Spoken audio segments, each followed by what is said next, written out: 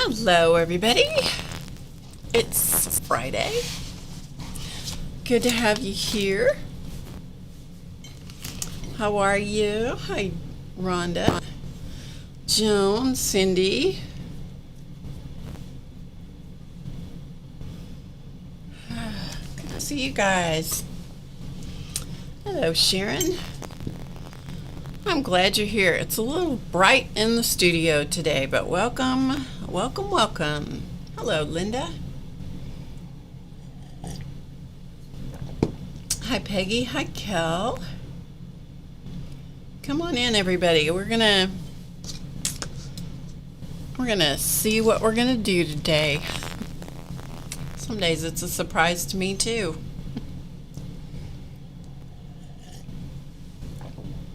And there's Purple Nana Linda. Come on in, everybody. So it's been a week. It's been a week. Good to see you guys. I'm glad you're here. Welcome to what we hope is Drama Free Friday. We always hope it's drama free because I have this on my desk, so it tells us. It reminds me. It's been a busy week, but I think this time of year it goes without saying that it is busy, isn't it? Yeah. It is busy. Crazy busy. So I thought what I would do, first of all, before we get into doing something, is, first of all, I'll show those of you that weren't here Monday night, we refined and completed another cup holder. So I thought I would just show them to you so you'd see. And then we'll move on, because I think we beat this horse to death. We started on Friday. I did not feel like Friday went very well, so I reworked it on Monday. And here are the cup holders. This is the one that we started on stream. This is done out of an old cutter quilt that I stitched on, reinforced it and stitched on it. And I just wasn't happy with the quality when I got finished with it. It's perfectly serviceable. It's perfectly fine. I'm just not super happy with the quality of it. This was the other one that I did. This is painted, hand-painted fabric. And again, it's perfectly fine. It's functional. It's functional. Listen to me. It's functional. There's nothing wrong with it. It just wasn't up to the standard that I like my things to be. And the reason that it was giving me so much trouble is because this has acrylic paint on it, and so I didn't have a Teflon presser foot to work on my machine. I didn't have one. And so the presser foot kept giving me trouble moving over this paint because it has a kind of a tacky quality. So then on Monday we did some other ones, and this one is also hand painted, done at the same time as these. These were both jelly plate prints. And so to circumvent the sticky issue that this one had, I just put a layer of tulle over it. This happens to have red tulle over it, and that took care of the whole problem and actually added more dimension to the whole thing. So that is that one. And the edging around the edge is yarn on this, which worked great. This was cording that was a little thicker than the yarn. Same thing on this one. Okay? And then these two, which I don't have finished, these were fabric collage pieces that we did on stream at various times.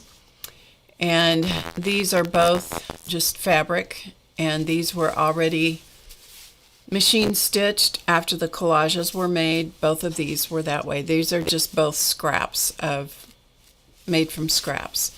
And then I put a piece of batting in the middle and put the fabric on the back. This will need to be stitched, and then the edging done, and I'll probably do that with yarn also. Same thing on this one. So it's got a layer of cotton batting and then the fabric on the back, and then this will be stitched so that the layers hold together, and I'll probably just stitch it like this. You can also stitch it in a big zigzag pattern or a diamond pattern. You can do anything you want, but you don't need to do a whole lot because it's heavily stitched already. Both of these are. So something that's relatively simple, even just 3 lines of stitching on this is plenty to stabilize it. You don't have to do this many lines of stitching. So there you go. Okay.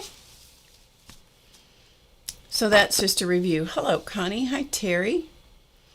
Just a review of what we did the last couple of times we were together.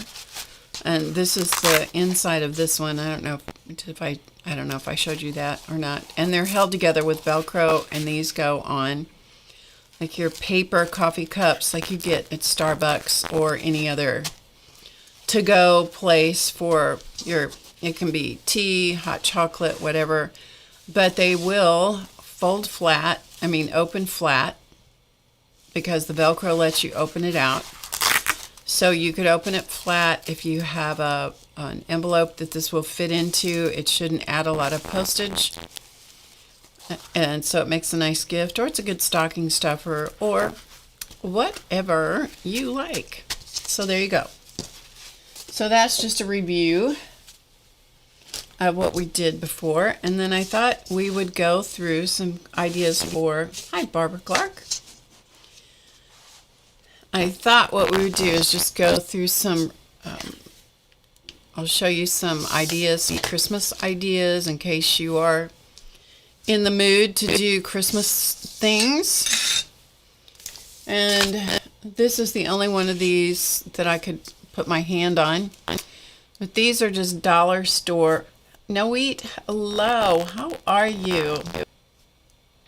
So good to see you in the chat. I think about you a lot. I hope you're doing okay.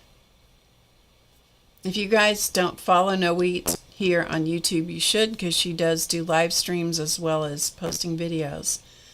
And she does amazing art, you guys. So she's over in Israel. That's fine, Rhonda. Go for it. So what this is, these are dollar store gift bags. You're good? Okay. Good. These are dollar store gift bags, is all these are. This is from a stencil, as is, I think they're from the same stencil, honestly. And I think this was a Crafter's Workshop stencil that I don't know if I marked it with pencil and then went back over it with pen. It's been ages since I did this. I just saw it and thought I'd show you. I've done literally dozens of gift bags for Christmas things because I find it easy to do. To do my own gift bag. Wrapping things with gift bags is easy. Not easy to ship, but easy to wrap stuff if you're going to, especially if you do like a group party type thing where you're giving multiples of gifts to people, multiples of the same thing you're giving to family groups or something like that. You can just lay these all out and just do the same thing all the way along, or vary it a little bit or whatever. Hello, Dorothy. So it's easy to do. And then I went back over it just with, I think it was metallic pens, and just dotted the whole thing. Dot the heck out of it. And then I did some outlining or something. I don't know. I don't know exactly what I did. But anyway, you got the idea. All I'm giving you is just inspiration. And then this was just a goofy little doodled rope border kind of thing that I added gold dots around it, and then put some tissue paper in it, and Bob's your uncle. You got a gift bag. You can put as much time or as little time into these as you wish to do. You can stamp them, stencil them, draw them, sketch on them, you know, collage on them, whatever. Anyway, just an idea. And I have more of these somewhere, but I couldn't put my hand on them this morning. Because quite honestly, I don't know where I live right now. So I don't know what's where and who's on first. As the old baseball story, I don't know who's on first, second, third, fourth, or catcher or pitcher. And so I'm just, you know, it just may be an adventure from now until I get resettled again. Okay, so next up, I thought I would show you some ornaments that I have done through the years. And these are based on folded ornaments. These are done, this one's in paper. Years ago, I did a series of these that were done in paper and in fabric. And let's see if I have the fabric ones of these here or not. Yes. Okay. So this is paper. This is fabric. Okay, so fabric and paper. Now they're two different sizes just because that's the way they turned out. Okay. So this is paper, folded paper. This is folded fabric. You see?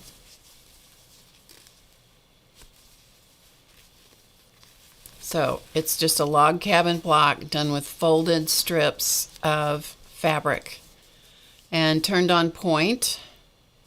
And then I bound the edge from what I did was put the back of the fabric on the back, folded it around to the front, and stitched it on. And I mitered the corners.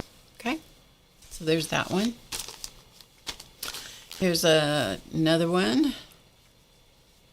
Also in fabric, but you can do some really fun things like this where I isolated this design. You can do that, or you can just not pay any attention to what the design is and just fold the strips and do it. So fabric, both of these are fabric. This one's paper. And here's another paper one. When you're doing them with paper, then these are not folded. These are not folded strips, I don't believe. No, these are like cardstock strips of Christmas papers, sort of Christmas papers, and also done in the same way. So it starts in the center, and then I just built a log cabin. So you start in the middle, and you put down a strip, and you put down the next one, and you go around in a clockwise or counterclockwise direction, just whichever way you start laying the strips down, you got to keep going. And I put these down, as I recall, with glue. And then I also inked each of the edges of these little strips. And the back, to cover all the back of it, I put a piece of paper on the back, and I just folded it around to the front. And these are not mitered corners. Let's see if I can show them to you real close. So that corner, sorry that you have to look at the back of my hand. I'm just giving the camera something to block out all the rest of this stuff. So those corners are folded over, not mitered. This is a mitered corner here, where it's like a picture frame corner. Pardon the cat hair. Chance says hello, by the way. He said to tell you guys hello. Okay, so those are log cabin folded. The fabric is folded, and like I said, I don't think this was folded. This is either cardstock.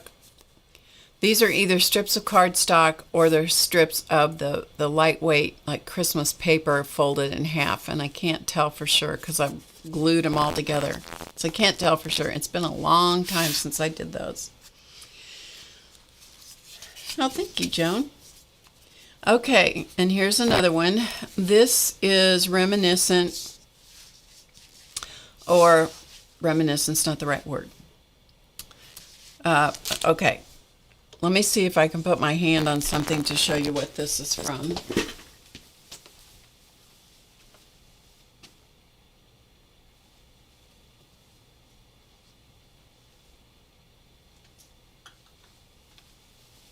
One second.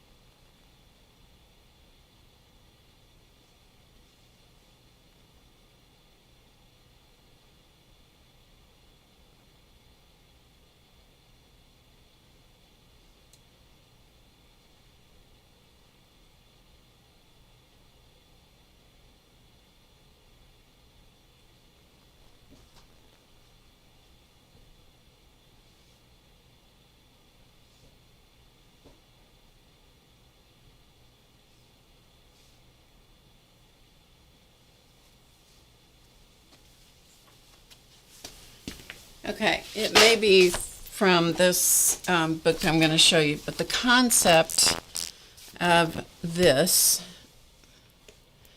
came from, this is the lid to a basket. So the concept from this, you can make these as big as you want. A lot of people made them as pot holders and out of fabric. Okay, so they were made from fabric. And all of this is folded, okay? And this is just the lid to a basket. But all of these are folded strips, and this is kind of a log cabin sort of thing, except it's very scrappy. So I just started with a 5-sided piece of fabric, and then just kept laying the strips of fabric and stitching it. And then, I'm sure you can't tell this was done in the 70s. And why I still have it, I have no idea. But inserted some eyelet and lace and so forth. But that's where this came from. And then this is a very old book. Let's see. When I have something that I really like, I tend to hang on to it. This is from the third printing, was in October of 1982. The third printing. But a lot of these are based on these little books, and I have actually this little Christmas tree pattern. This is actually pieced, little tiny patches of fabric, and I actually did that, but I only did one, and I thought, nope, I'm not doing that one again. No, I think I only did one of those. Anyway, these are done. These two are paper. This one is also paper. I never did completely finish it. And it turned out not square. I don't know if you can see that. Do you see that? Number 2, not square.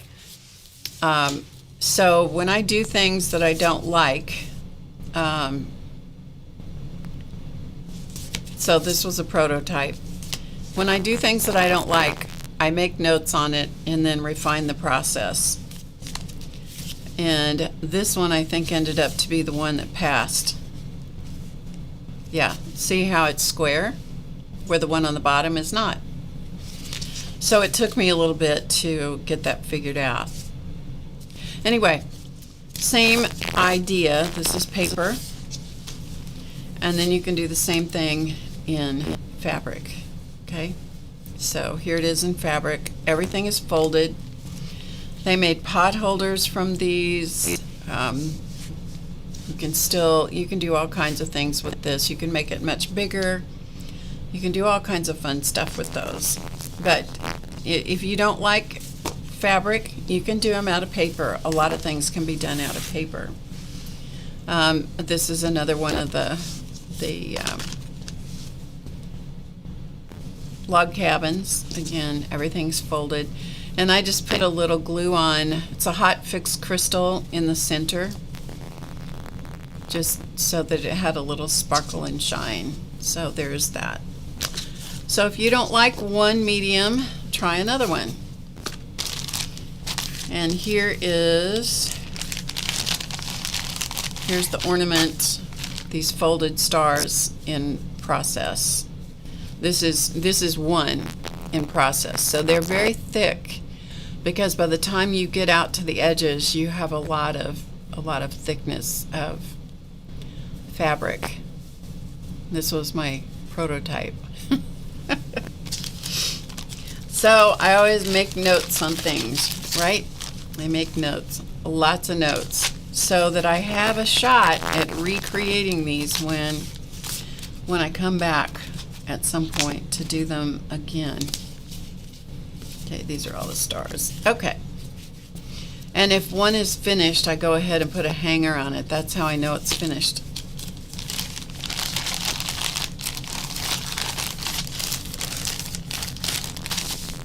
Old things she likes to keep. I have hope that I may fit that category. Bless someone today. That is my husband, the Studley Duck. That is the Studley Duck, who has revealed himself many times over because he can't resist chatting. Because he can't resist chatting to the group. Okay, so I'm going to show you some other ones. Hello, Orange. Good to see you. All right, these are ornaments that I made. These are all on How to Get Creative on the website. They're super simple. They were just ideas to give people some ideas for some relatively quick things to do.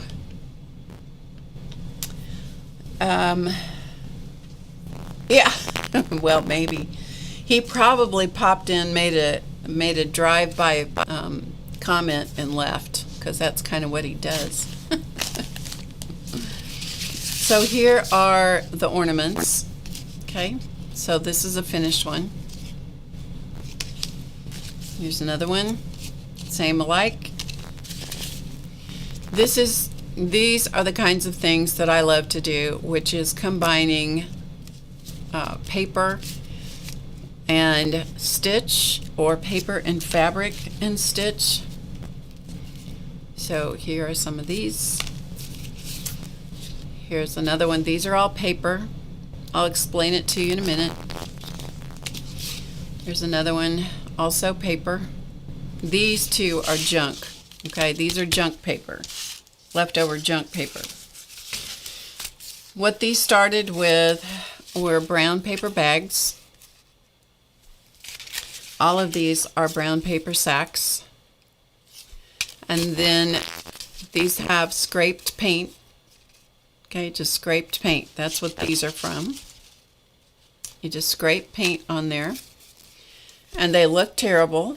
And that's okay, because that's what they're supposed to do. They're supposed to look awful. And they did. But then you make yourself a pattern of some kind. Okay, so just make yourself a pattern. So very simple. And then lay it down and trace around it, cut them out. Then I stitched around them and with the sewing machine, one side of the sewing machine, one side of your stitching, this is the wrong side of the stitching, the bobbin side. See how it doesn't look pretty? The side that is the needle side is always the pretty side of the stitch, especially on paper.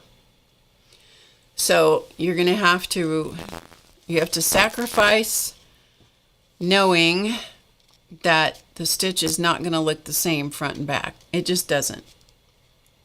Machines are not meant to stitch on paper. They're built to stitch on fabric. So you kind of have to just accept that. All right? So this is a little pattern that I made. I mean, anybody can do this, okay? It's a triangle with a rectangle on the bottom. Anybody can do this. You just make your pattern. So I stitched and left a little bit of an opening, I think over here. I think that's where I did it. It's been a while since I've done these. And then I put the tiniest little bit of fiberfill inside these, so they actually have a little bit of dimension. They're a little bit puffy. Yep, you can do this with odd jelly prints too. Absolutely. And then I put just the tiniest little bit of fiberfill in there, not in the trunk of the tree, just in the tree. And then I closed up the place where I had added the fiberfill. And then these are some little stars that I don't know if these, I think it came from a punch. I have lots of punches and not lots of, but I have quite a few dies for my die cutting machine that are just generic shapes like stars, hearts, circles, just different things like that. I tend not to buy novelty things, but once in a while somebody will give me a novelty die, which is great. But that's how those came together. So these are 2 layers of brown paper sack, and the acrylic paint does help to thicken it up. You can also do it with cardstock. If you want to use craft cardstock, you can do that. Okay, so we did different things. This is, again, craft or grocery bags. And these were scraped paint with acrylic golds, yellows and golds.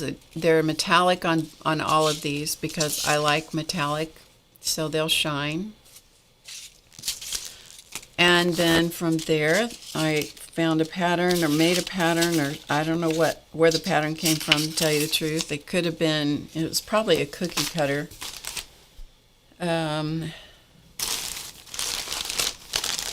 Somewhere here. Let's see if this is it. Nope, it's not this one. I have an assortment of cookie cutters also in different sort of generic shapes. And cookie cutters, by the very nature of the fact that you got to be able to get the cookie out of the cookie cutters make a really good way to do your patterns. Okay? And then this word, the word peace, came from a die that I had.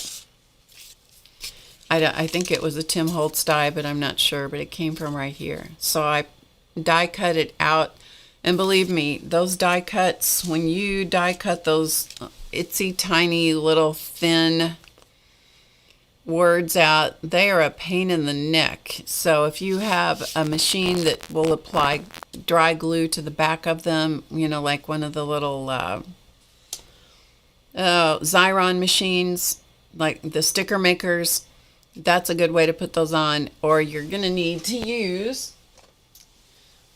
something like this that has the needle tip to apply your glue. If you don't do that, these little thin words are a nightmare to put on there.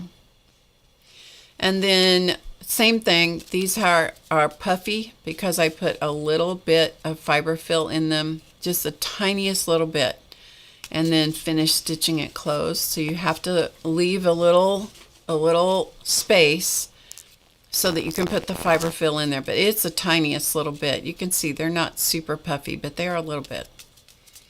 But they have a good feeling to them. They are papers, so they're not going to hold up forever and ever and ever, amen, but you know, whatever. And then these, what I think are more of these little punched, I think they're punched stars. But anyway, I'm not sure if they're punched. I think they are. And so they're added on top, and then I just did a sketchy outline around them. Okay, These also make good Christmas present tags. So similar. So you can see the difference that it makes if you put the outline around it, or if you don't. It's, you know, which do you like? And I inked around most of these, not all of them, but I inked around a lot of them. So then you can also take, make a sheet of red. So again, this is just paper sack. Make a sheet of red, scraped paint, that's all it is. Just scraping colors on, but just limiting the color palette. Again, it has metallic on it. You can see the metallic. And this one is no good because it has a blunt top on it. However, another thing you can do with those is you can add a top. You know, if you have a blunt edge like that, you can add another piece of paper to it. Just glue it, you know, overlap it so it glues on there, and you can salvage it. And same thing, so you take two of these and you put them together and you stitch around them. If you're going to do inking and stuff, it's a good idea to do the inking like this kind of thing. If you're going to do inking around things, it's certainly easier if you do it when it's flat before you stuff them. And then I stitched around it. So I put two of them together. I stitched around it, left a little opening. Okay, I can see the opening was here to here. And put a little tiny bit of stuffing in it, and then you can turn it into a Christmas ornament. Nothing has been done to this, so I haven't inked it, I haven't done anything, and you can see that possibly that the edges right here are not even, so you may have to go in and trim them up a little bit. Hey, Gray. So then you can just, you know, punch a hole, make it, don't put a topper on it, just punch a hole. You could take a piece of folded cardstock and fold it around the top to make your ornament topper like this. You could do that. I mean, you can do all kinds of things. And you can add words, and you can add decorations. You can do all kinds of stuff. Okay? So there's one of the little tiny stars, which I don't know. I don't know if it's a die cut or a punch. It doesn't matter. Okay, so there's that. So those are some ideas. Those are some ideas using brown paper sack. If you're a member of HowToGetCreative.com, it's in season 4. If you're not, I'm giving you some ideas, and you should be able to take a look at those. And, you know, it doesn't have to be just like what I did. You can go off on your own and do your own thing. This, I'm sure this was a die cut that somebody gave me. This was a long time ago, and gave me some dies, a couple of dies that were the ornament shapes. It was these two. And so I did the same thing. I die cut them, although these are just out of junk paper. So these are leftover brayer papers, you know, where I was doing jelly plate printing or something, and so then I was brayering off, cleaning the brayer, and so that's what these are made from. So these are not the brown paper. These are from the Canson mixed media paper, so these are a little sturdier than the brown paper sack ones. And I stitched around that just to do it, and I stuffed it again. I stuffed it I don't know, somewhere in here I left a little bit of an opening, put just the tiniest little bit of fiber fill in it. The word believe is another one of those die cut words that are so hard to deal with, but it was worth it because I liked it. And there's another one. And then I added some little hearts and painted the top, the ornament toppers. I painted silver. So that's just acrylic paint. So there are those. Okay. Hello, Kimberly. So that is those ornaments. All right, along the same line, this is also another one of the bonus classes in season 4. So this is collaging. It actually started out, first of all, with scribbling all over a piece of cardstock. So this was like manila cardstock. Okay, I just scribbled all over it with some kind of crayon. I don't know what kind. And then I collaged. I stuck down various little scraps of paper or fabric. Sorry, those are fabric. Just little tiny scraps of fabric, various and sundry shapes and colors. Stuck them on there, probably with glue stick. And then I just stitched the heck out of this piece of cardstock. Okay? The reason you can't see the back is because this is added afterward. So that makes a sturdier piece of material to work with. And this was free motion stitched, I think, using metallic thread from the look of it. It's either free motion stitched or just changing random directions with metallic thread. And from there, I die cut or cut out, I don't know, I think this might have come from a die. My pattern, I cut out the ornaments and painted the top silver, inked around the edges. And so I did these in 2017. The backing was, the backing piece of cardstock or paper, whatever it was applied before I cut them out, before I die cut them. Okay? But it's a way to use up your scraps. And this one is done with green metallic thread. These are done with gold metallic thread, the stitching. So you can have a lot of fun just making these up. A lot of these end up going in the trash, and so I don't spend a lot of time doing them. And then just put an ornament topper on it. So they can be used on the tree or just on packages. It's fun to do that. So there's that one. So that's using scraps of fabric on your painted cardstock. These are fun to do. These are using, and some of these are probably stuck together, we'll find out. This is another use of your brown paper sacks or brown paper wrapping paper. See if I can pull these apart without wrecking them.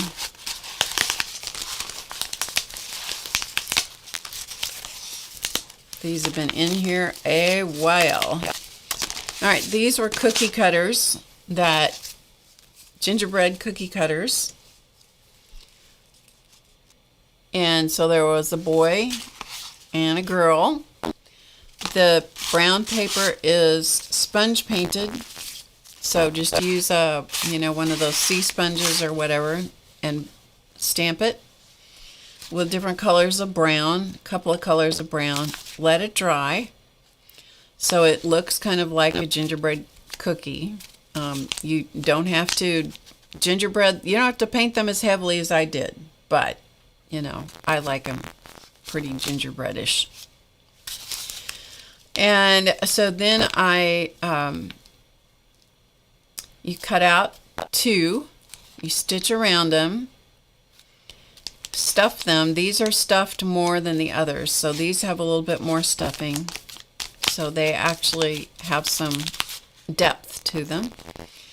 And these are zigzagged around the edge. Okay, so this is not a straight stitch, this is a zigzag stitch around the edge, so it's off the paper and on the paper, off the paper and on the paper to do that.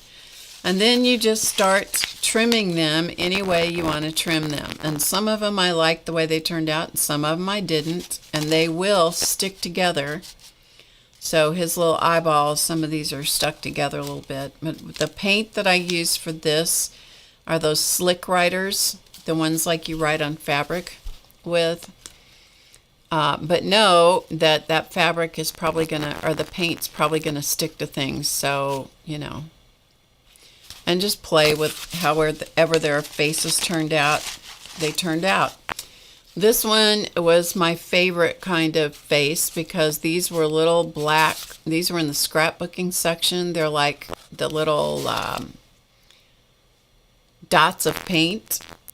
It's actually a little, you know, it's an ornament. I mean, it's a pre-made thing so that you can use those in your scrapbooking or in your crafting. So these are things that were actually those were purchased.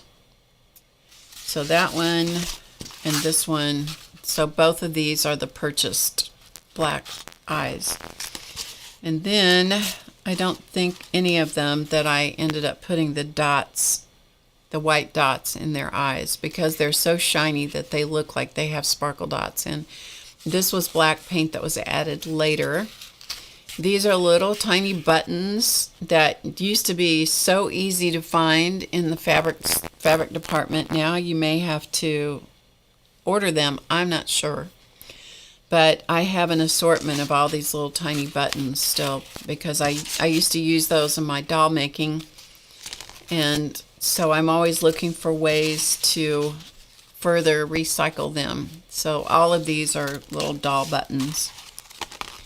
And that one too. And then by using the Slick Rider fabric paint, because it's got a tiny little tip on it, you can make it look like it has frosting. And it's much better if you go around it with kind of a zigzag look than if you try to go around it with a straight look, a straight line. Because these tend to want to skip. So most of these are my rejects. But you just play with them. You know, you just play. You just simply play. And then add some little bows and add a little hanger. And there you go. And some of them never made the cut. Some of them were too ugly to even get a hanger. Like this one. Poor thing. Bless its heart. And like this, I dotted on here with silver paint, you know, to add to the white just to see how that worked. I didn't like that. So like I said, same here. So this is silver dots on top of the white outline. Yeah, I don't like that. Anyway, so these are my rejects. But you got the idea. You got the idea. And all of these have been stitched and stuffed. So they look like cookies.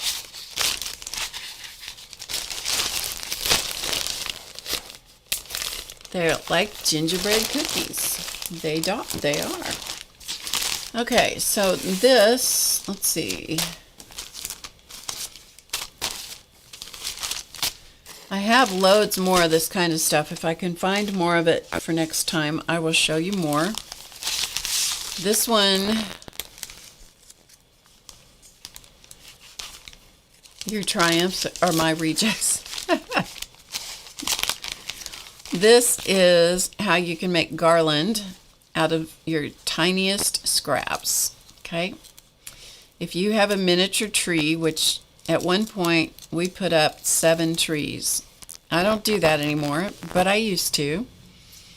And I have a miniature tree and lots of little miniature ornaments. I used to collect miniature ornaments by Hallmark, which I love and I still have, but I haven't put them on a tree in years. I haven't decorated for Christmas in a long time. But this is garland made of just little tiny scraps of fabrics. And I did choose a color palette. So my color palette was red, green, white, off-white, and I think that was it.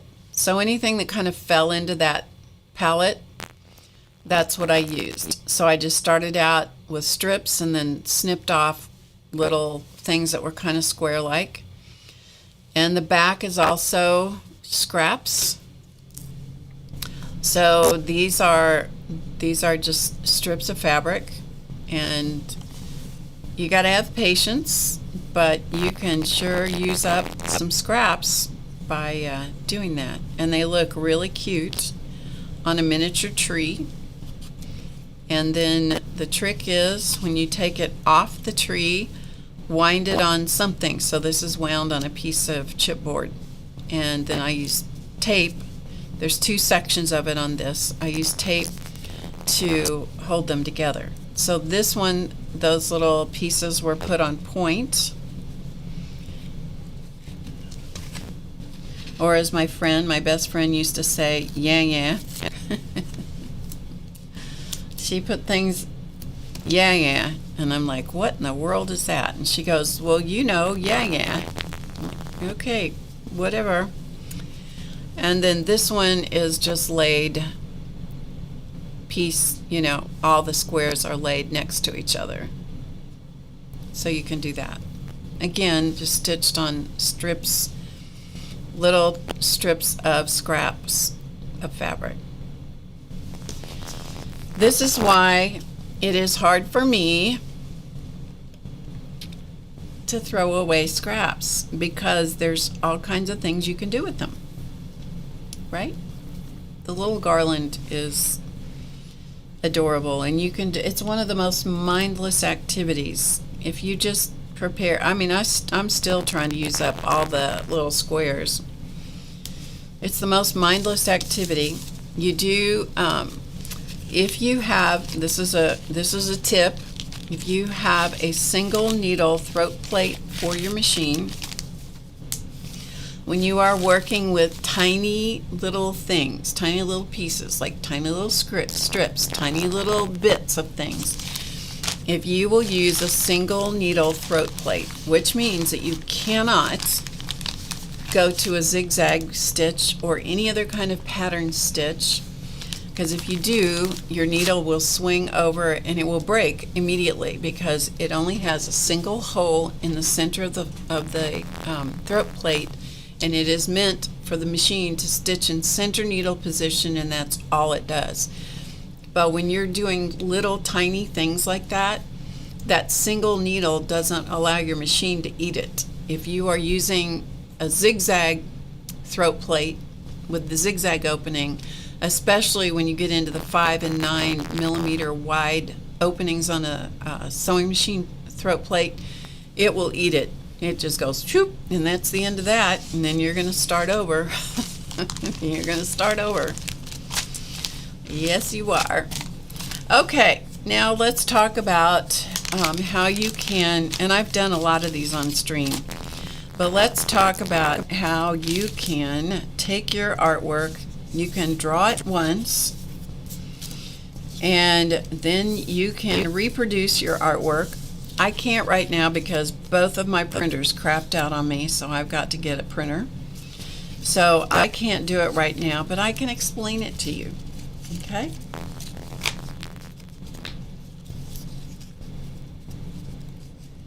"25 years of looking for new ideas for Christmas." I do have lots and lots of.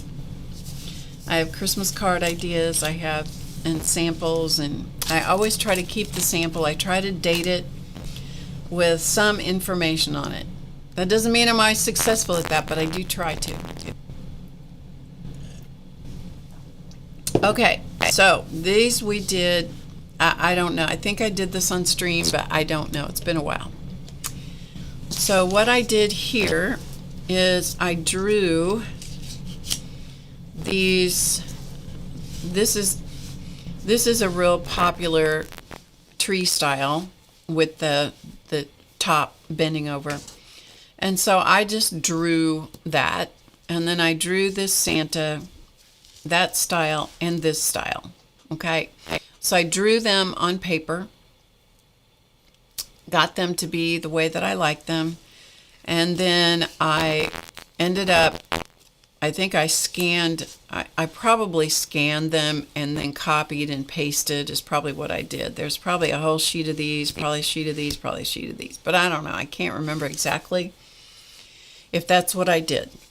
Anyway, regardless of whether you have a sheet of just these, and then so you'd have 3 individual sheets, or if you did, as many on one sheet as would fit, doesn't matter. but they were done with black ink outlines. Okay, and then I ran them through my inkjet printer, and this is a lightweight cardstock that I printed them on. So this is white.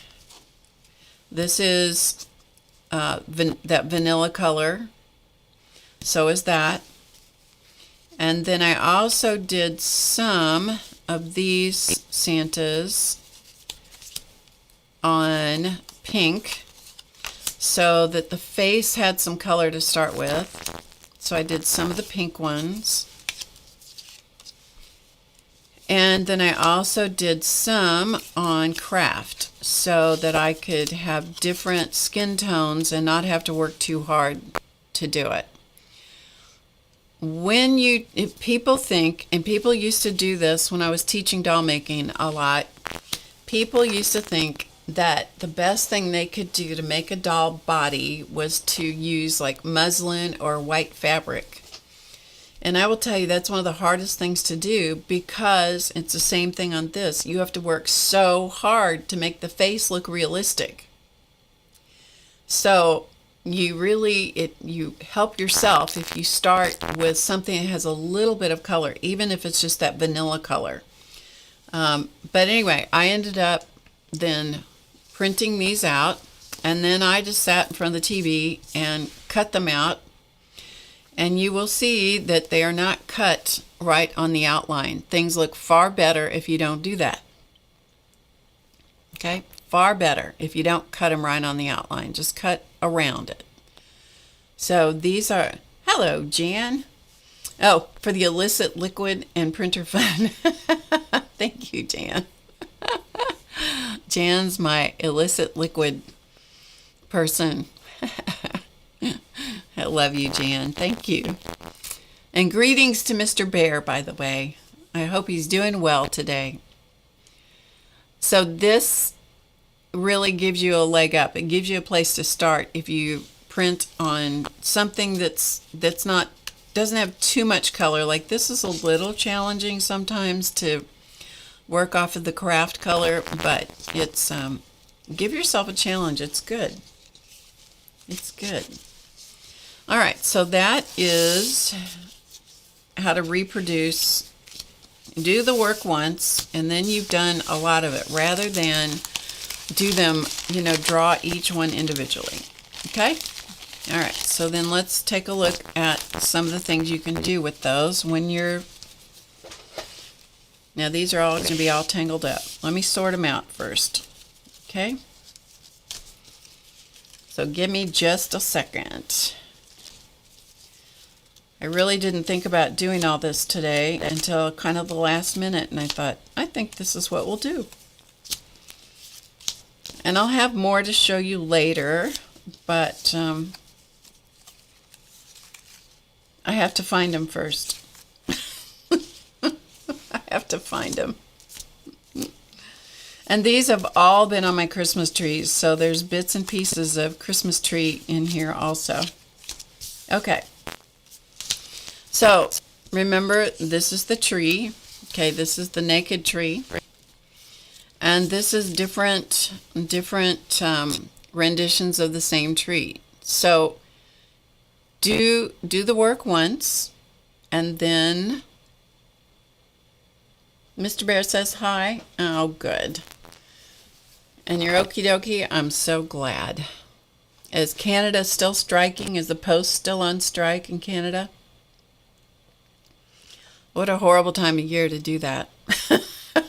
A horrible time of year. This one was printed on, let's see, what was this printed on?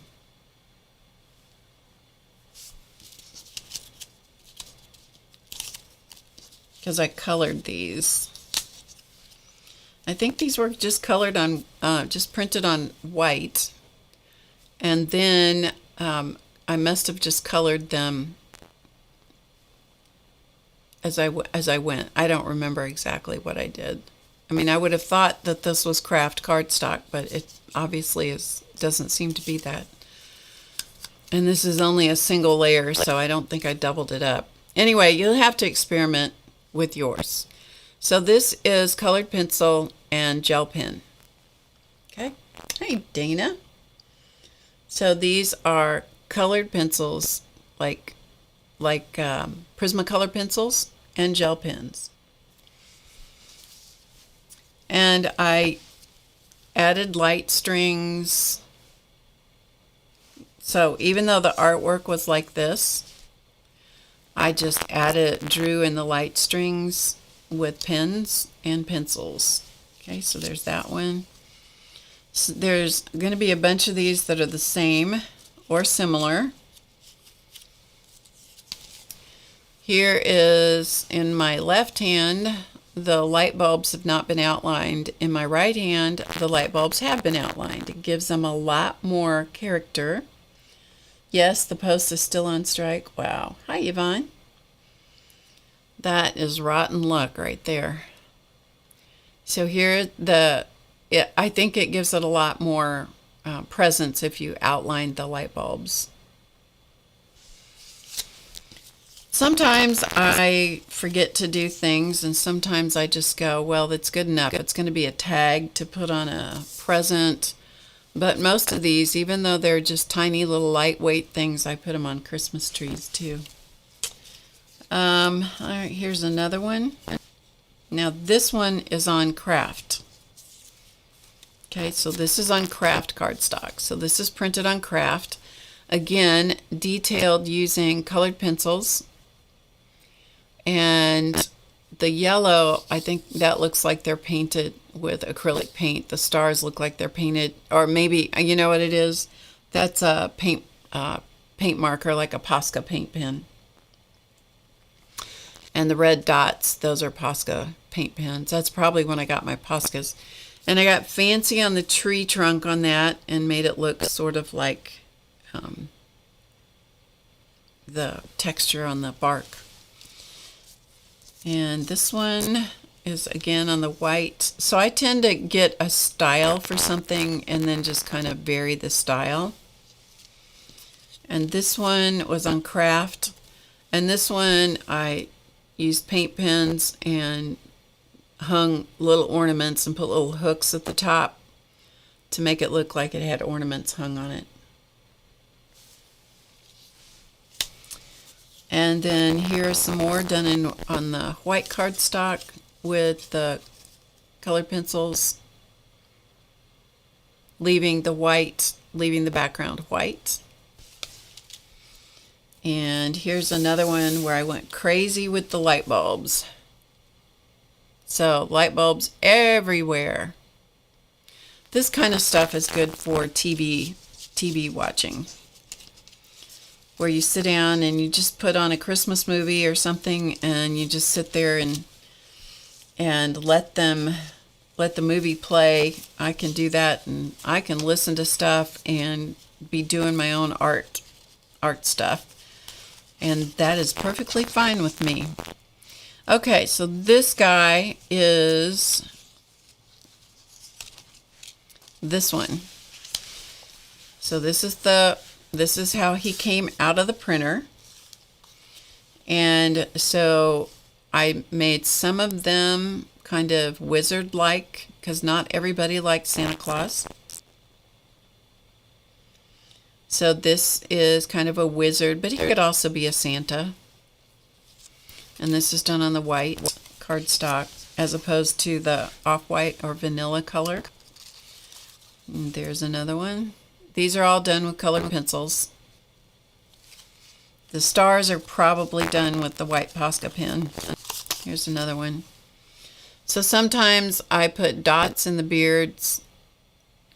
The beard detail is on these, that's a silver Jelly Roll pen. And then I also took a bunch of them and turned them into elves. And so that's what these guys are. So I added ears on the side. The ears are not on these, on the original. So I drew in ears, and then I just painted his beard and made it curly. It's like he was an elf. and changed his hat up like it was striped and slouchy. So there's several of those different styles of the elves. Okay, so that's that one. You are only limited by your imagination. That's all that limits you. And then this one is the other style of face. So it's this style, face. And so this is on the craft cardstock. So it started out this color. And this is just the 60-pound cardstock. So this is like the stuff from Michael's. Super inexpensive. You know, they put it on sale every once in a while. And so I keep standard packages of standard colors. You know, I buy the big pack in the standard colors, so I have them. So there is that one done on craft. I have several of those in the craft color. I'll just show them to you as I find them. So there he is in craft. Again, done with colored pencils and Posca paint pens and Jelly Roll pens.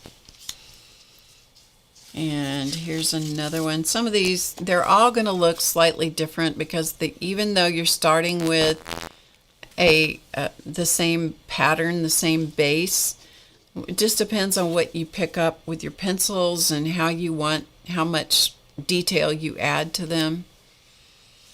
There's that one, and I think maybe this is also the same. Nope, this one is not. So this one is not the craft cardstock. You can see it's white on the back.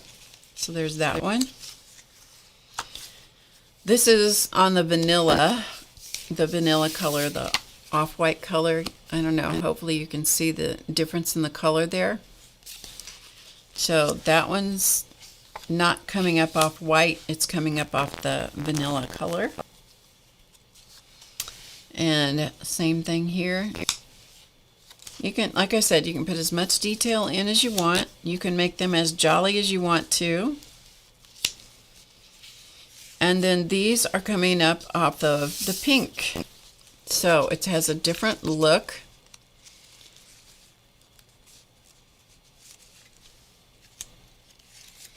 So here's the pink guy. And so the white on the white beard, the white hair and fur and all that kind of stuff is never going to be as white as it's going to be on the other colors. But the faces, to me, look so much more realistic because you're starting on the pink. But that's me. This one's white. This one's on white. And white. And white. And white. And white. So just different ways that you end up with, just depending on what you started on. What was your base? Okay? So there's that. So you can utilize your artwork by doing just the basic stuff and then use it and copy it and go from there. So you can do that, right? They're fun to do, but also they can be boring. If you have a short attention span like I do, you might find yourself having to get super uber creative in order to stand to do the same thing over and over and over and over again. But then again, there are times when I'm like, I don't want to think. You guys are ever like that? I don't want to think. So I will just grab something like this. I usually have things like this on hand, you know, where I can grab a packet, if I know where they are, grab a packet of something and just sit down and just not think for a while. Okay, here's another example of do your artwork once. And this was, I did this with the VIP group one time, a couple of years ago or longer. And so what we did here is we drew a sheet of poinsettias with holly leaves and greenery and berries, and then I put dots in the background just because. Okay, so it was one sheet of artwork. Took quite a while to do it, but it was one sheet of painted and shaded and inked and whatever artwork. Okay, one sheet, I think it was 8.5 by 11 or 9 by 12, probably 9 by 12. And so I put a light background behind it. So I spent a lot of time on this one piece of artwork. And then I took it to the copy place and I had them copy a whole bunch of sheets for me. And the paper that they used had a little tiny bit of a gloss to it, and I copied it at the UPS store. And then I used those copies, those color copies, then they're laser toner copies, and I used those, and then I cut them into any number of different things. You don't have the exact same color of, like the reds are not exactly the same. The greens are not exactly the same. But you don't have my original artwork here to compare it, so you don't know how different it is. But it is a little different. And so these, once I cut them out, then I backed them with black cardstock. So I glue them onto black cardstock, and then they become ornaments or tags or whatever. But that is a way that, yes, I invest all the time in the original piece of artwork. And then from there, then it's just, as long as I don't cut up the original artwork, now that is where you get a problem, if you cut up your original. But if you don't, then you have this endless resource of material to make other things with. I also added little snowflakes on here and stuff just as filler. So overall artwork, and one time, and then just reproduced and made it into stuff. These were quick little die cuts, and so they were die cut ornaments cut out of scrap brayered off jelly roll or jelly plate things. So I just cut them out, as many as I could get out of whatever I was working on. And then I sat there and I just, made up whatever it is I wanted to make up. Some of them are colored on two sides, some of them aren't. Like this one is not. And so then I just decorated the ornaments. They already had the hole punched. And so that's a super simple tag, super simple, or ornament, because you're cutting it out of paper that's already been painted. And then I just went over it with pens, and these are punched circles using my hole punches. So that's what that's from. So that's all the trash that we throw away. These are not. These are drawn on. But the bigger ones, these are from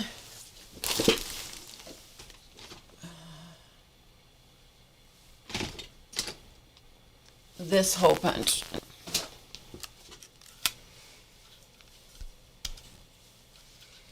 See if I can get this so you can see it. It's from that hole punch. So this is a We Are Memory Keepers hole punch. So I just punched out some circles and then used them as decoration on my ornaments.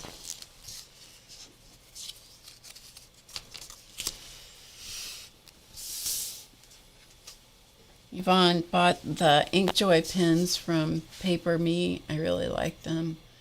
Wish there were more colors though. Yeah, that's one of the problems you get into with some of the pens, is that they don't come in a big enough variety of colors. Okay, these are tags that I punched out of various papers most of these are brayer off papers.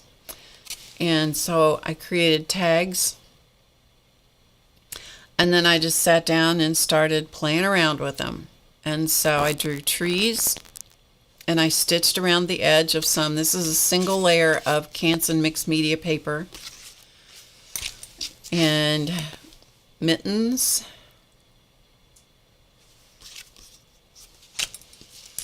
And this is just on craft cardstock. And this was just using ink, black ink pens and white, either Posca pens or white Jelly Roll pens. And this was, there was one year somebody did a thing online of cactuses. And so this is sort of a hybridized version of the cactus that whoever it was that was showing those that they were doing for Christmas tags or something. So this was kind of a takeoff of that, you know, using it as inspiration and putting Christmas lights around it. This is a tree that I like to draw a lot, and because I like putting words on it. So most of these are just pen and ink with a little bit of color added from various things like Posca pens and Jelly Roll pens. Super simple. Anybody can draw trees like this. Anybody. Right? And this one, you can see I was getting in a hurry. So this one did not get a lot of love, this tag, but it still is okay. It's a tag, and then I added a bird and a star. It's still okay, but I was getting in a hurry. Here's another one that's a hurry up kind of tag. Super simple. Okay? So those are ways to make tags the easy way. The easy way. Anybody have any questions about anything on that?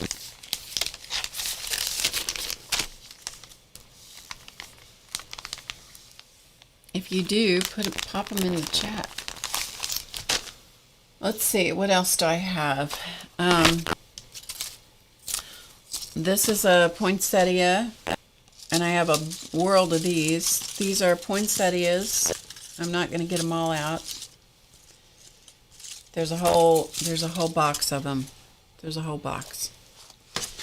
These are Tim Holtz die. This is painted on red rosin paper, which is a construction paper, meaning in the construction industry paper. And so I cut those out. First of all, I think I painted the paper first. Scraped paint on the paper. So it's red rosin paper. It's the stuff that they use in construction. Sometimes you'll see it in houses where they'll put it on the floor for when they're showing a house. Sometimes they use it in the roofing. They used to use it in the roofing industry or the roofing process. I don't know if they still do, but it's called red rosin paper. You can buy a giant roll of it for very little money.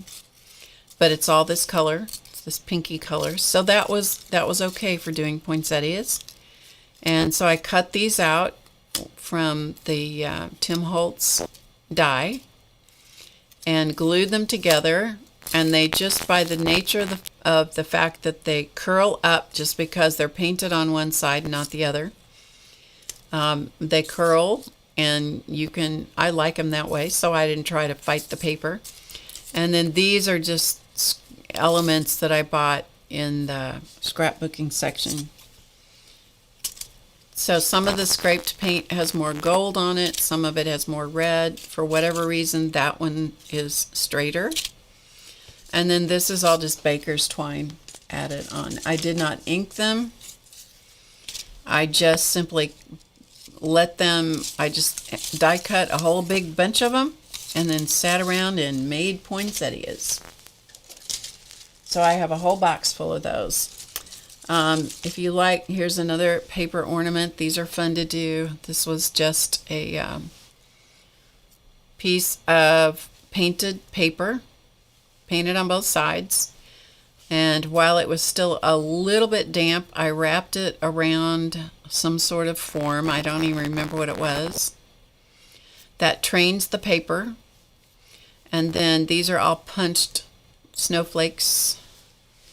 And then you have pretty little ornaments that if you protect them, they will remember, they'll remember the shape that they were supposed to have. So this has stars instead of snowflakes.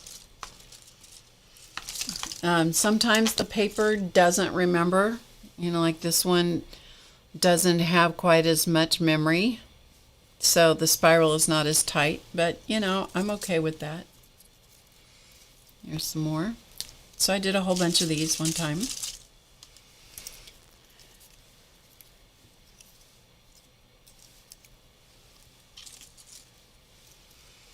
And this is just using up, it's either using up leftover paper or, starting fresh. You can do anything you can do with scraps. You can do with, let's make some new papers.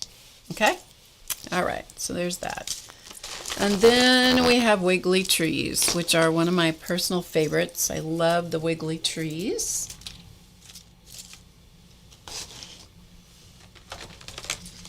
Yvonne's trying to use odd materials such as paper, that paper in your crafting. Yep, it's really good, and it is so I mean, I can't even tell you how cheap it is. It is very cheap for a ton of material. So these are Wiggly trees.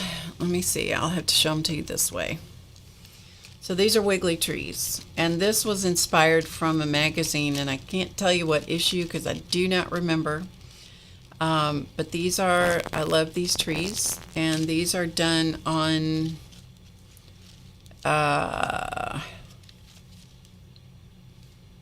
some kind of fabric. I don't even know what kind of fabric it is, but I painted it. I painted the fabric, cut it in different squares, different sizes of squares, and they're all threaded together with beads between them. Okay, so can you see in there? So those are beads in between. So that's what gives it the breathing room in between the little squares until you get up toward the top, and then I put several in each layer up at the top. Put a bead on the top of it, added another little bead on the bead above and below the big bead. And this was just a piece of dowel rod that I wrapped with felt and painted the bottom of it and glued at the bottom of it. So those are Wiggly trees. The difference in the color comes from what I edged this fabric with. And I wish I could tell you exactly what the fabric is, but I do not remember what it was. It looks like duck cloth or something, but I can't tell you for sure. Anyway, so the different two greens and the white is what makes those different. Okay, that's the main difference. And then it didn't have enough variety for me, so I came back and used one of those fabric tip things that you can add paint on fabric, and I just put red dots on these, and some of them got smushed a little bit, but it just gave them a little bit of character. So let me show you these again. I made these years and years and years and years ago. They have been on my tree every year, or under, what I really like to do with them is hang them under the mantle. And but my grandkids used to love to walk by and hit them with their finger, and then they'd dance. I don't know, honestly don't know what the material is. I think it was duck cloth, but I couldn't tell you for sure. Could have been a canvas drop cloth, but it was a heavy paper. I mean heavy fabric, but I just don't remember what. Sorry, it has been There's been way too much water under that bridge, let me tell you. Way too much. So things that are pretty fragile, like this, I store in small quantities, and I store them in these boxes like this, food container boxes, because they're pretty sturdy. And so that's where I store those. Okay, anybody have any questions about that stuff so far?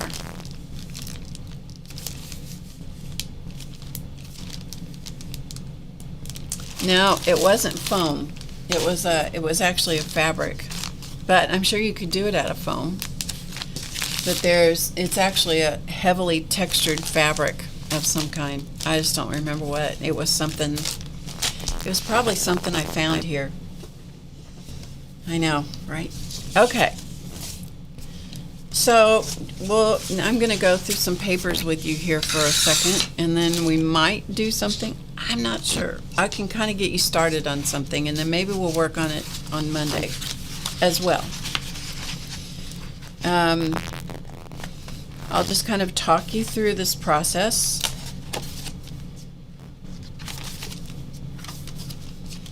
I think all of these are pretty much the same. Okay.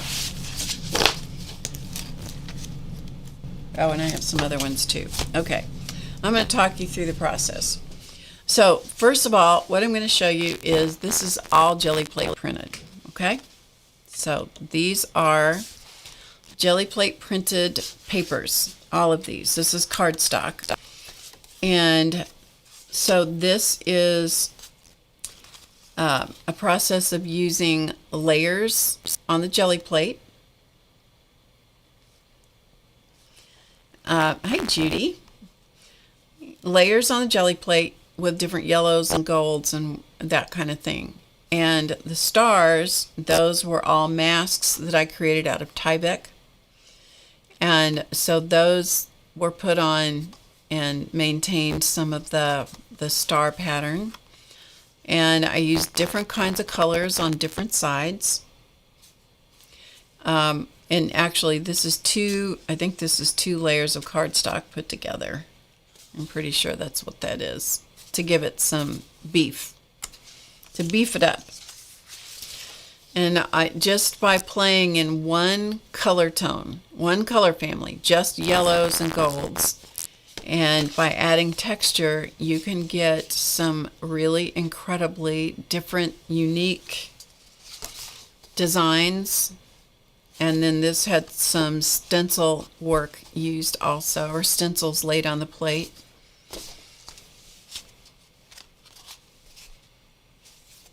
So this is two of the prints glued together. I tend to save these, and so you can see what an interesting one that is. I tend to save these because even the small ones, the small bits, I can punch little stars out of. This was a pickup print. And maybe I was showing how I was gluing this together. I think that's what this is. I think this was just showing how I glued them together. But any of these can be a lot of fun to work with. And just depending, this is just called playing with your jelly plate. Okay, just play. Hi, Fast Quilter Sandy.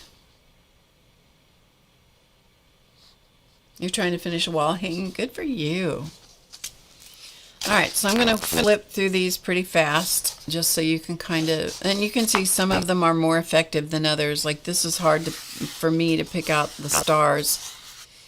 My eye goes to these dark shapes rather than the stars. So some of them are more successful than others. This is just a pull to clean the plate. And this probably was also, or ghost prints. Some of these are just ghost prints. They're still useful for the backings of things. Yeah, a lot of these are just pulls to clean the plate off, or a first application of paint, and then I can go back and add the add the masks of stars and then pull the plate again. This one is one of my favorites. I like this one a lot. And this one. Some of them are just, you know, some days you just have a really good printing session, and then other times you look at it and go, nope, missed on that. Yeah, like this one I like a lot. Okay, so there's those. So those were all the yellows. Here's where I punched out a bunch of stars for some of the little things. These pieces can be used, and I think some of these may have been things that Amber or somebody else sent me.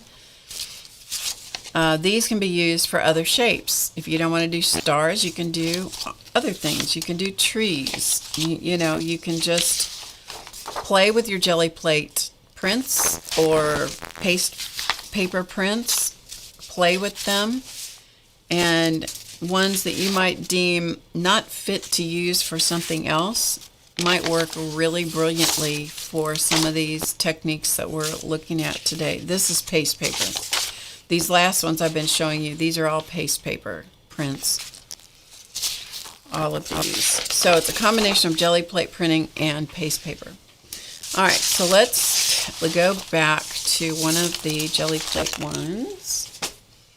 One of the ones that I really liked. Let's go to, well, let's just take this one because it's here.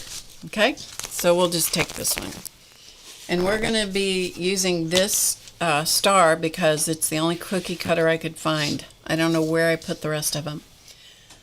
But that's not unusual because right now I don't know where much of anything is. Okay, so this is a particularly effective star because you can see through it. And so I'm going to look through here and I'm going to audition my space here, just wherever it is that I think I might want to use. Doesn't really matter. I'm just looking through just kind of see which thing I like.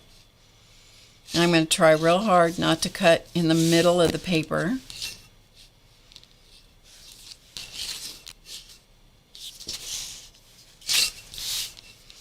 How about let's just do one right here.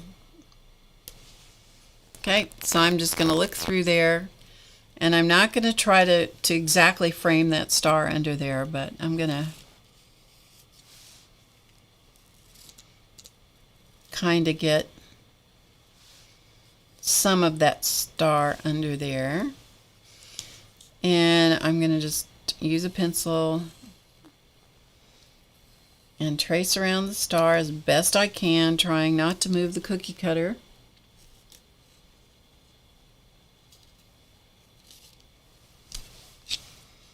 Good enough. Okay, so we have a star. So let's go from there and grab a Pigma pen.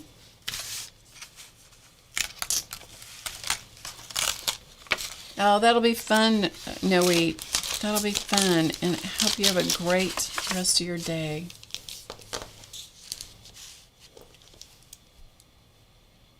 I used canvas duck cloth. Thank you, Dana. I knew I had it somewhere, but I did not know where. Thank you, Dana.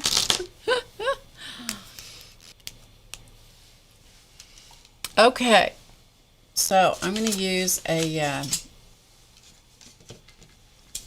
I need a piece of paper here just to get my pen going. So all I'm going to do here is I'm going to go around. Now, you cannot do this if your gel print has any wetness. So your acrylic paint has to be absolutely bone dry. And sometimes if you've used a bunch of layers of paint, that takes a while.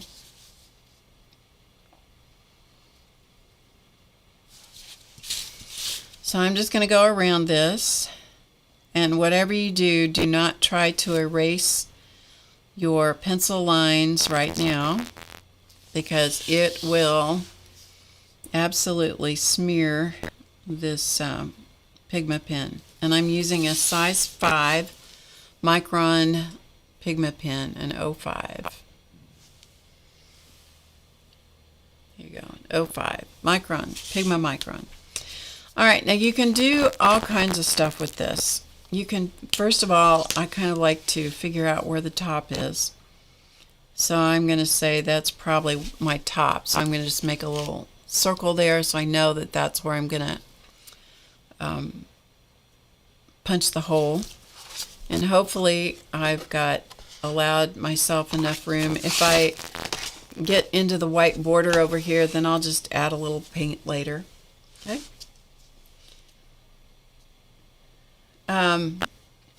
So from there, if you want to make edges on your stars or whatever, it's easy to do. You can just echo. It gives the stars some thickness. You don't have to do this with pencil to start with, by the way. You can do it, go straight on with your pen. But just add a little line of thickness on the same side of each star point.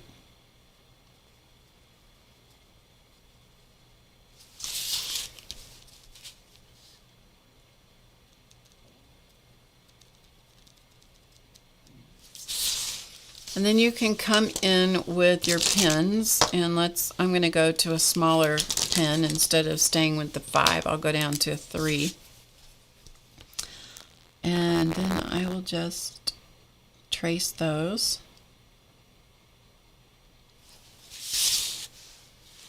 And remember that all we started with was a cookie cutter.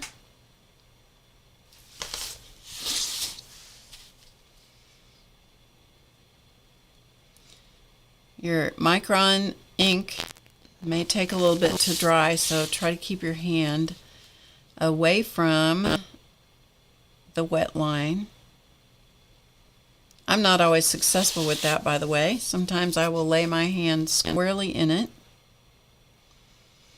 and then I'm not very happy with myself for a minute, but you know, c'est la vie. So let's say we're going to put a little hole right there. Okay, so now we have a star that has some thickness to it. At this point, then I'm going to just start picking things out of this design, and I'm going to just see what happens. And I've got, let me see, I had 1 or 2 of these kind of started. Let me see if I can find it here.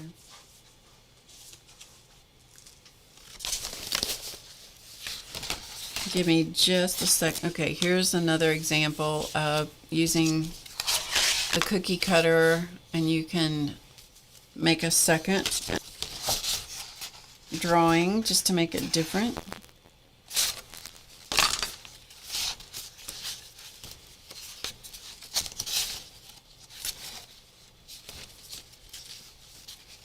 I may not have what I thought I had here, so we may just start making it up. Yep, okay, we're just going to make it up. So what I end up doing is looking at the shapes that I see, and I can just start outlining the shapes and just making things up as I go. Like here, I see this star that's kind of back here, so I'm going to outline that star, some of it. And maybe I'll just go up here and make it just kind of a weird looking star.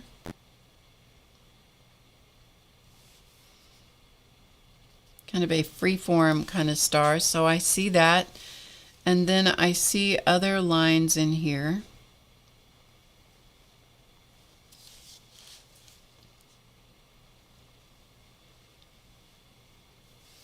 So I'm just sort of picking up what I see.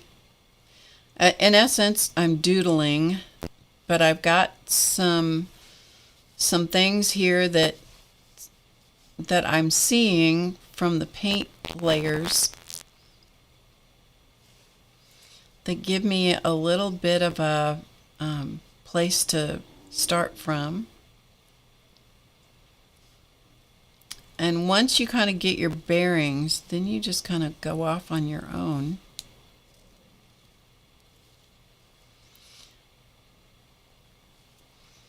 And then just start adding your own touches.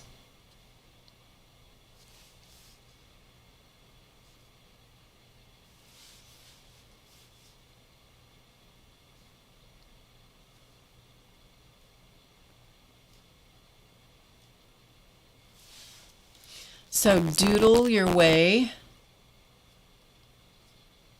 around your star. Just doodle. It's all going to be fine. No matter what you do, it's going to come out looking just fine. You can also use the dangle, like the Zen dangle designs. You can use those books or look online and you'll find patterns for the Zen dangle things, and you can add, you can hang things from this star, for example. You can hang a little star from the star. But if you're trying to hang things, then try to make them straight, as though they were supposed to be hanging.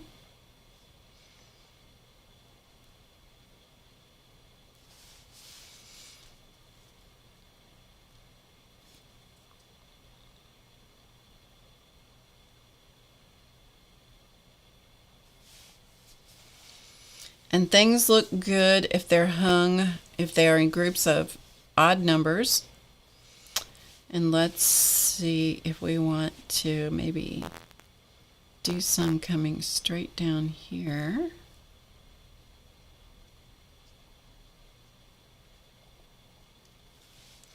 Don't be too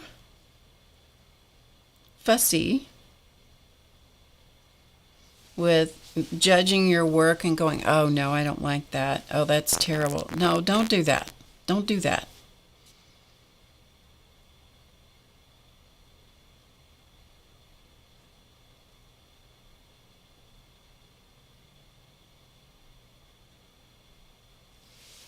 Just enjoy the process of doodling and decorating and just having fun.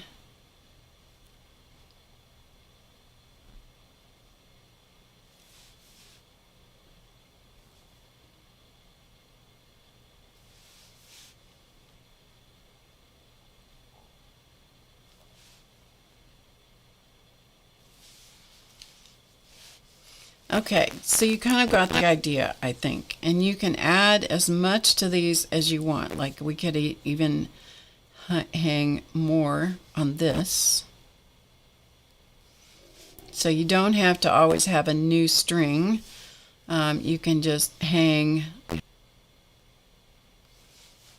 You can layer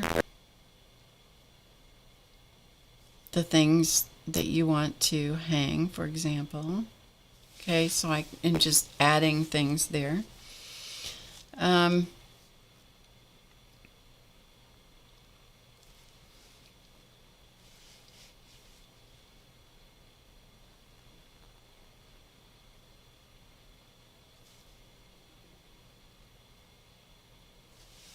So just add different little bits and pieces of whatever that you would like to,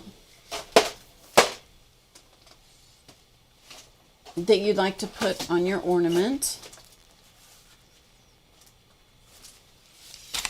And then you can use your different jelly roll pens, and we're just going to pull out this purple because it's one I found.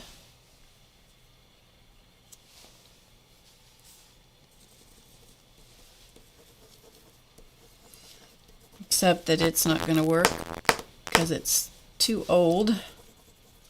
Yeah, so we aren't going to use that. I thought we would, but we're not. So let me try again here.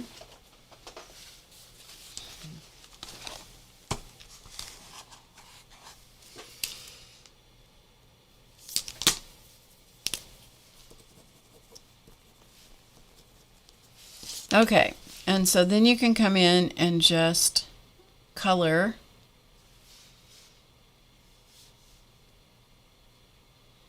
Add some color to your little things that you drew.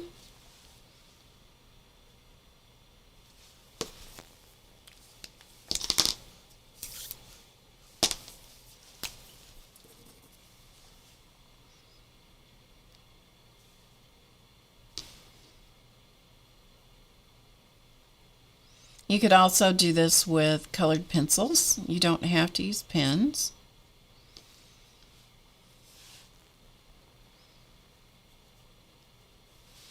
But I think just little bits of color added here and there really make a big difference in how they appear.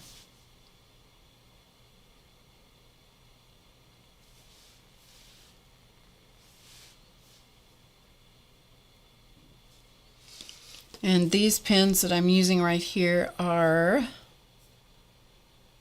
these are the Jelly Roll Gold pens, so they have a gold halo when they dry.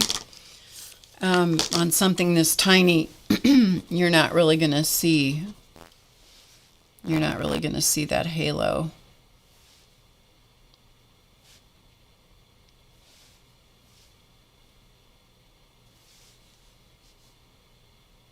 So I'm just using a little silver at the top of the ornaments.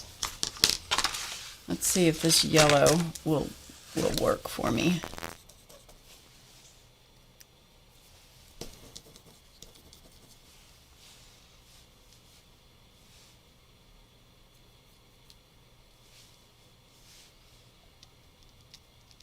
This is a glaze pen that I'm using. So it has actually some texture to it.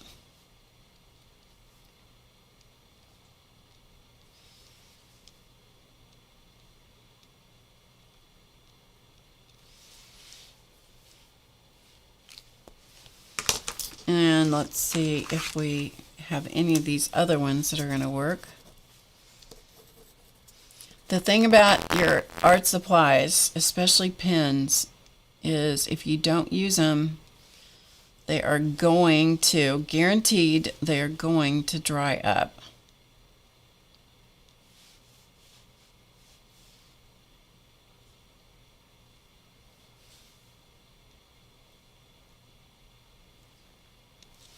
It will take the glaze pens a little bit to actually dry, so you got to keep your hand, really keep your hand out of them. But they're so pretty because they do add just a little bit of something extra.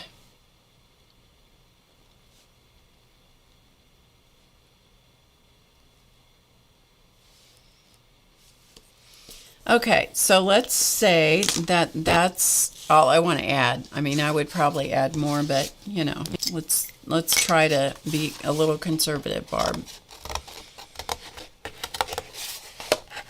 Now, because I'm cutting, this is 2 layers of cardstock that have been glued together. You got to have a pair of scissors that's going to handle that. So the first thing I do is I chunk it out, and then I'm going to come back in, and I'm not going to cut right next to the black outline.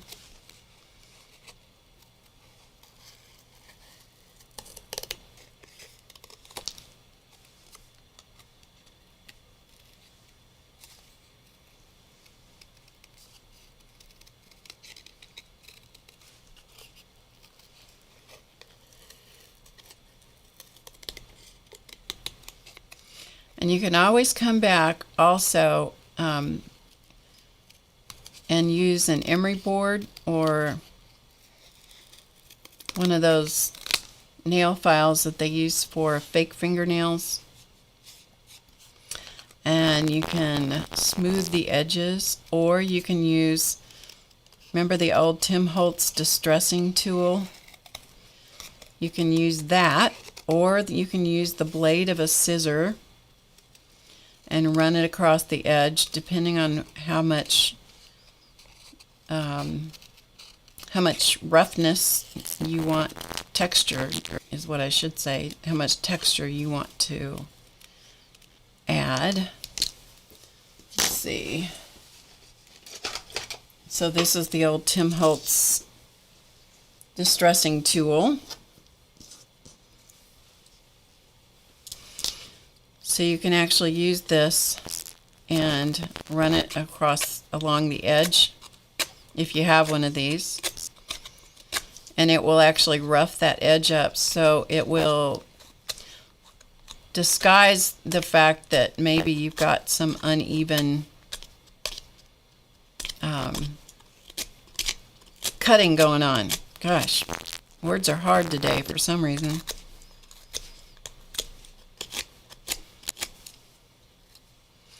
But you can also use a scissor. If you don't have one of those tools, you can use a scissor and you can scrape it along the edge. This just makes it a little safer because the blade is hidden down in that tool.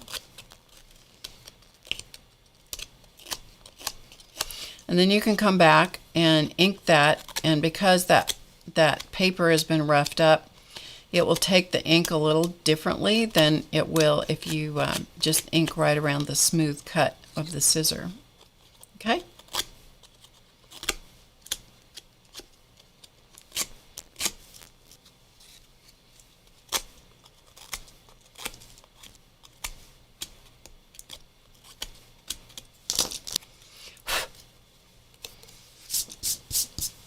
And then you punch your hole with a little hole punch. I like the little ones as opposed to the bigger ones. I like the little hole punches because I put small strings through these usually. Let's see if I can hit the hole here.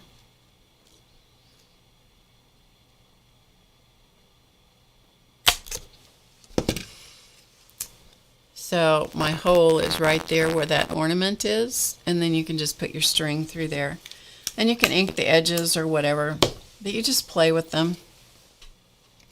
And it's just a little doodly star. It's just a little doodly thing. Okay? Good, Dana. I'll see you. Okay, so there you go. And that is how you just make a whole bunch of different things. You know, I gave you lots of ideas today. So hopefully you can take one of those and maybe adapt it and make it the way you want to make it. You don't have to take anything that I say as, well, this is the way you do it. Nope, it's just ideas. It's just a way to give you something, a jumping off place. You know, take a, maybe you're stuck and maybe it gives you an idea for, oh, I think I'm going to use this thing, take this thing that I have. I saw Barb do this or somebody else do this, and I think I could take that idea and jump off and make it my own. So you can do that. Okay, good. Thank you guys for being here. I'm so glad you were here today. And if I didn't say hello to you, it's just because I didn't happen to see your name in the chat, because I end up getting busy doing my own thing over here, and so sometimes it gets away from me and I don't follow the chat quite as closely as I should. All right, thank you for being here. I will be back. Thank you, Judy.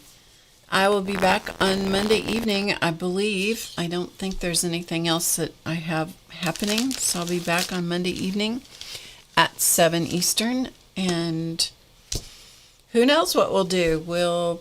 play with something else. And the other thing is, if you don't do Christmas, you can always do hearts. Send somebody a heart that reminds them that you love them, that you care for them, that you're thinking of them. Or stars. Do some things that are generic. If you don't do Christmas, stars are always good. Stars are always good. Hearts are always good, whether you believe it or not. Or a diamond shape. You don't have to utilize these things that I showed you today only for a holiday season. So, thanks for hanging out with me. I appreciate each and every one of you. I hope you have a really good rest of your day, weekend, week, whatever. Don't let the stress of things get you down. Okay? Grab yourself a cookie cutter. You can even use a bell shape. Any kind of cookie cutter that's simple enough to cut around. Use that. Play with it. See what you can do with it. And I will see you Monday evening. So until then, as always, be nice. Do something kind for somebody else. Share what you have with other people. And whether it's your love, your knowledge, your finances, whatever you have to share, there will be somebody there that needs to have you do that. And if nothing else, just be kind. And I'll see you Monday night. So until then, as always, remember to get creative today because it's easy. And I'll see you next time. Bye for now.